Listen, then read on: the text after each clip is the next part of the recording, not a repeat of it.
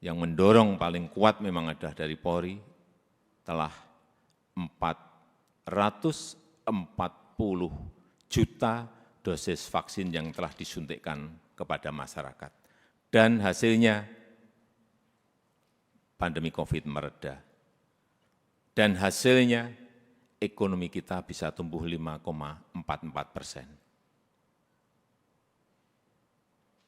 Dan hasilnya indeks kepercayaan masyarakat juga menempatkan Polri di puncak teratas pada saat itu.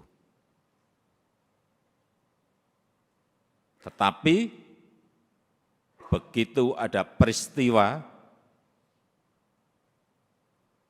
FS,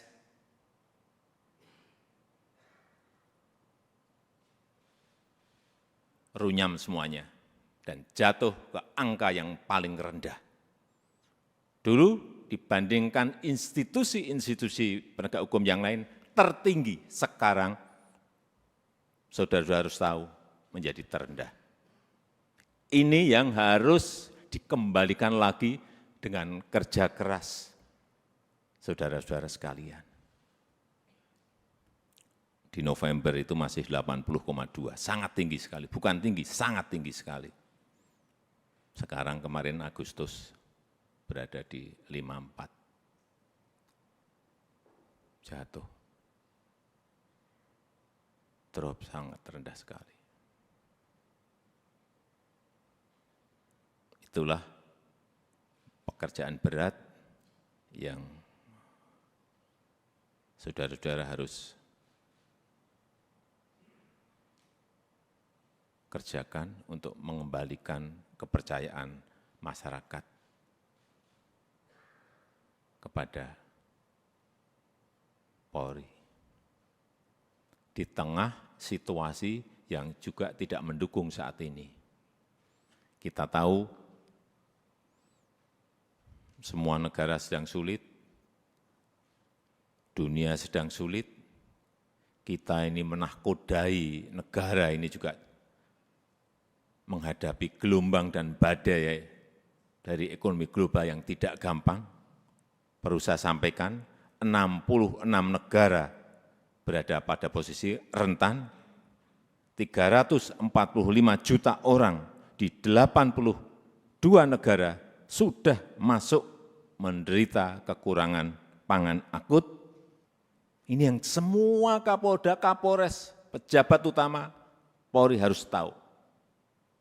Keadaan situasi seperti ini harus mengerti, sehingga punya sense of crisis yang sama. Hati-hati dengan ini. Hati-hati.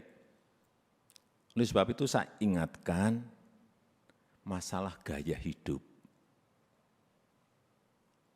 lifestyle.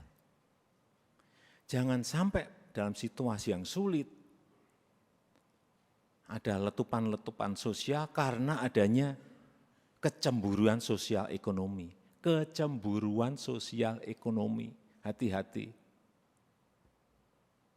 Sehingga saya ingatkan yang namanya Polres, Kapolres, yang namanya Kapolda, yang namanya seluruh pejabat utama, perwira tinggi, ngerem total masalah gaya hidup.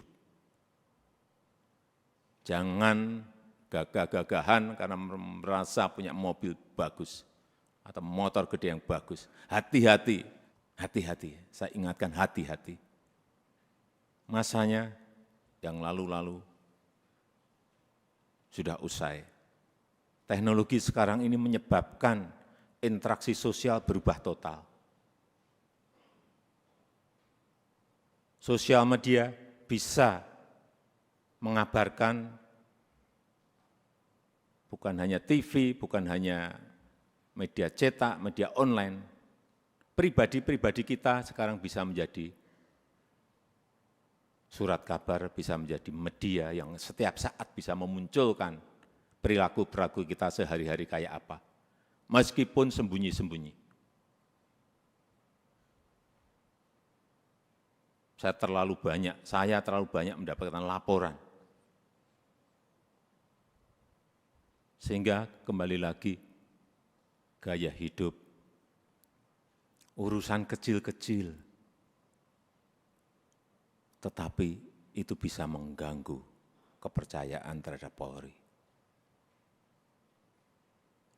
Urusan tadi, urusan mobil, urusan motor gede, urusan yang remeh-temeh aja. Sepatunya apa, bajunya apa, dilihat masyarakat sekarang ini. Itu yang kita harus mengerti dalam situasi dunia yang penuh dengan keterbukaan. Dan keluhan masyarakat terhadap anggota Polri kita, ini tugas saudara-saudara semuanya. Jadi keluhan masyarakat terhadap Polri 29,7% itu ini sebuah persepsi karena pungli. Tolong ini anggota-anggota semuanya diredam untuk ini. Sewenang-wenang, tolong ini juga diredam pada anggota-anggota. Pendekatan-pendekatan yang represif, jauhi. Mencari-cari kesalahan, nomor yang ketiga 19,2%. Dan yang keempat, hidup mewah yang tadi sudah saya sampaikan.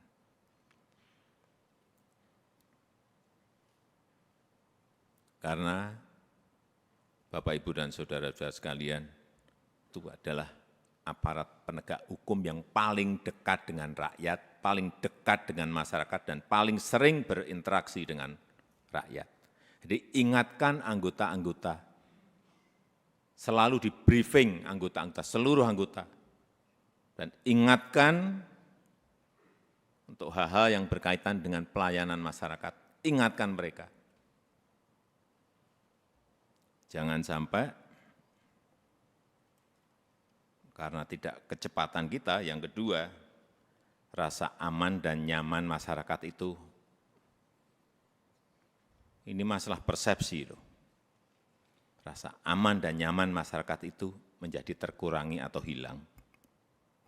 Karena apapun, Polri adalah pengayom masyarakat. Hal-hal yang kecil-kecil, tolong betul-betul dilayani betul.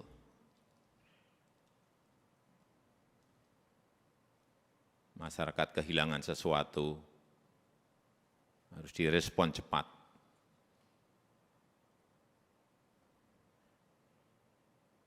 Sehingga rasa terayomi dan rasa aman itu menjadi ada. Yang ketiga, yang berkaitan dengan soliditas. Jangan sampai ini, hati-hati, ini sudah masuk tahun politik.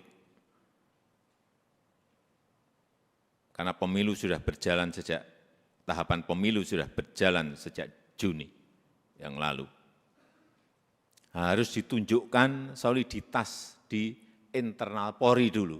Rampung, kemudian soliditas Polri dan TNI, itu yang akan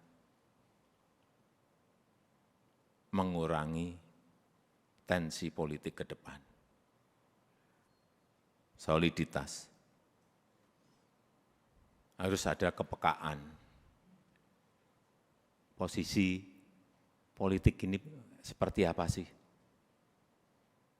Karena saudara-saudara adalah pimpinan-pimpinan tertinggi di wilayah masing-masing.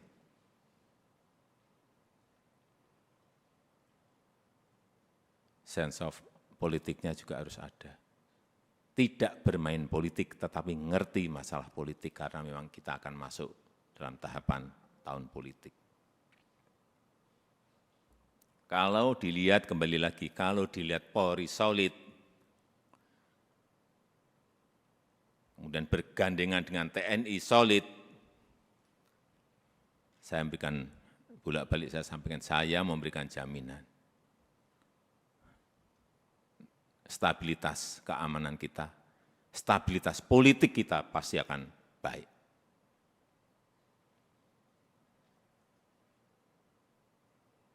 Enggak ada yang berani coba-coba. Kalau coba-coba ya tegas saja. Yang keempat yang berkaitan dengan kesamaan visi. Saya kira yang berkaitan dengan kebijakan organisasi, jangan terkesan kita itu gamang. Sebagai pemimpin-pemimpin di wilayah, baik itu di provinsi, kabupaten, dan kota, jangan gamang, apalagi cari selamat. Yakin sesuai dengan prosedur, yakin sesuai dengan SOP, yakin sesuai dengan undang-undang, lakukan. Visi, presisi, Pak Kapolri, saya minta juga tidak usah jelimet-jelimet, tolong disederhanakan, sehingga yang di bawah itu mengerti apa yang harus dijalankan. Apa sih kalau disederhanakan? Ya tadi yang Kapolri sampaikan tadi. Polri sebagai pelindung, Polri sebagai pengayom, dan Polri sebagai pelayan masyarakat. Intinya akan ke sana. Presisinya itu apa? Jelasin sekali lagi, secara sederhana dan jelas. Sehingga gampang ditangkap visi itu. Yang kelima, yang berkaitan dengan penegakan hukum.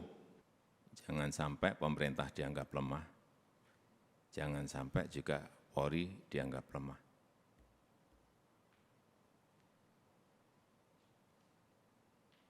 Saya sudah perintahkan kepada Kapolri saat itu urusan judi online, bersihkan. Ya udah.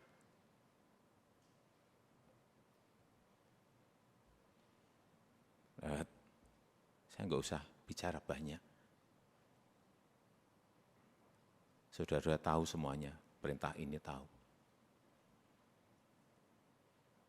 Dan penegakan hukum untuk yang berkaitan dengan narkoba. Ini yang akan nanti bisa mengangkat kembali kepercayaan masyarakat terhadap Polri. Dan kalau ada sebuah peristiwa, itu segera dirancang komunikasinya yang baik. Komunikasi publik itu penting banget. Jangan terlambat, jangan lamban. Sehingga yang muncul nanti kalau lambat, yang muncul isu-isu yang lain. Sekarang ini sekali lagi era sosial media, hitungannya detik, hitungannya menit. Sudah bukan hari lagi. Begitu ada sebuah peristiwa kecil, dan saudara-saudara menganggap ini kecil, sehingga tidak ditangani, dikomunikasikan dengan baik, dengan kecepatan, membesar menjadi sulit untuk kemudian diselesaikan lagi. Ini tidak berada pada posisi yang normal. Dunia sekarang ini.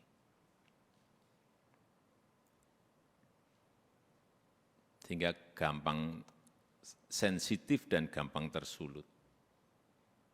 Untuk menumbuhkan optimisme harus menciptakan hal-hal yang baik, dikontra dengan itu, dikontra dengan prestasi-prestasi, dikontra dengan komunikasi yang baik.